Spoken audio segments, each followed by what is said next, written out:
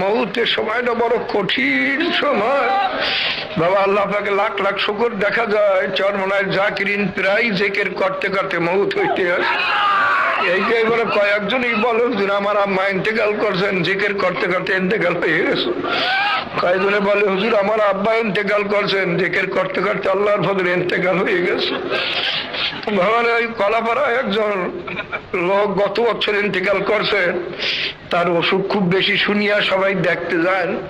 যে যাইয়ে জিজ্ঞাসা করেন ভাই কেমন আপনার শরীর, বলে ভাই জিকির করেন। সে কোনো উত্তর দেয় না। যেই যায় বলে ভাই আপনি কেমন আছেন, ভাই জিকির করেন।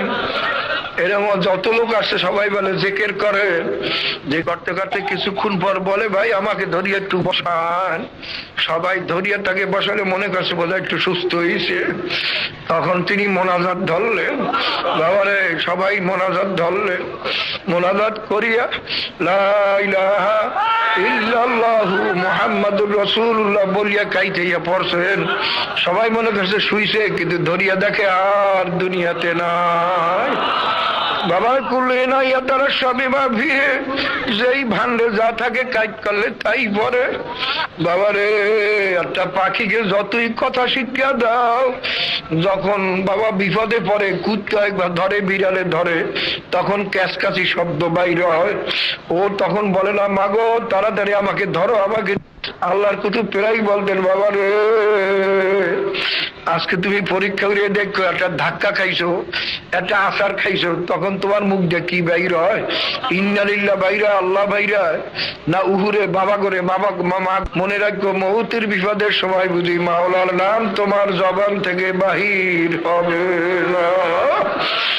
বাবা মাওলার জিকির কলমে বসাও, বাবা ভালো করিয়া বসাও। মাওলার জিকির না নিয়ে কোথায় রওনা দেশ বাবা রে। আল্লাহর হাবিবকে আল্লাহ পাক লক্ষ্য করে কালামে পাকের ভিতরে ফরমান অসবির নাফসাকা মাআল্লাযীনা ইয়াদউনা রাব্বাহুম বিল গাদাতি ওয়াল আশিয়্যি ইউরিদুনা ওয়াজহা আল্লাহ।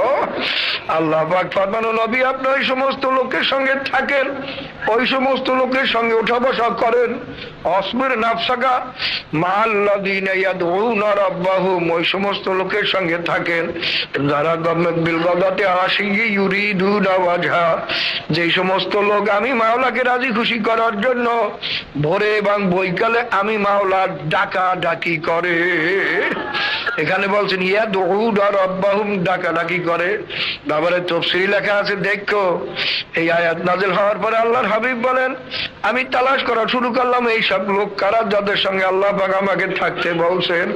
তালাশ করতে গেলে দেখে কোনায় কিছু লোক বসা, তাদের চুল টুলো আশ্রানো ওসরানো নয়, জামা কাপড় সুন্দর নয়, সেরা ভরা জামা নিয়ে বসা আছে এবং তারা মাওলার জিকির করতে আছে। আল্লাহর হাবিব ফরমান এদের সঙ্গেই মাওলা আমাকে বসতে বলছেন। তাদের সঙ্গে বসে আল্লাহর হাবিব দোয়া করেন মাবুদ গো তুমি দুনিয়াতে আমাকে এদের সঙ্গে রাখিও, এদের সঙ্গে আমার মউত করিও, এদের সঙ্গে আমাকে হাসর করিও। বাবারে এই তো সুফির দল, বর্তমানে তো সুফি একটা গালিতে পরিণত হয়ে গেছে।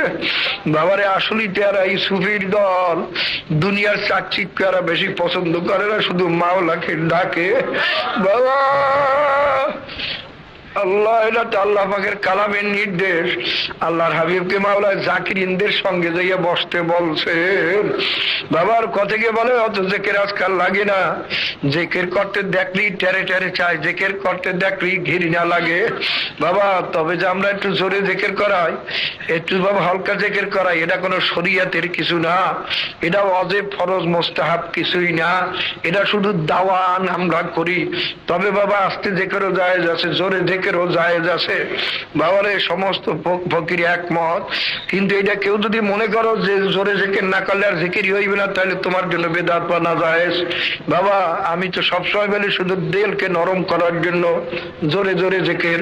যদি কারো চুপি চুপি জিকির করলে দিল নরম হয়, তোমার জন্য জোরে জিকিরের প্রয়োজন নাই। আর যদি বাবা দেখো যে না চুপি চুপি জিকির করলে দিল নরম হয় না, একটু জোরে জিকির করিয়া দিলকে নরম করো।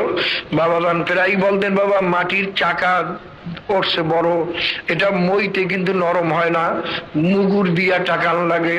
তোমাদের আমাদের কলব গাছে বাইরে গুণা করতে গেলে এমন শক্ত হয়ে গেছে, একটু প্রথমেই 3 সবক 21টা সবকের মধ্যে মাত্র 3টা সবক একটু জোরে জেকের করে কলবটারে পিড়িয়ে নরম করো, তারপর চুপি চুপি জেকের করো, আল্লাহর ফজলে তোমার সেই মকসুদ হাসিল হয়ে যাবে।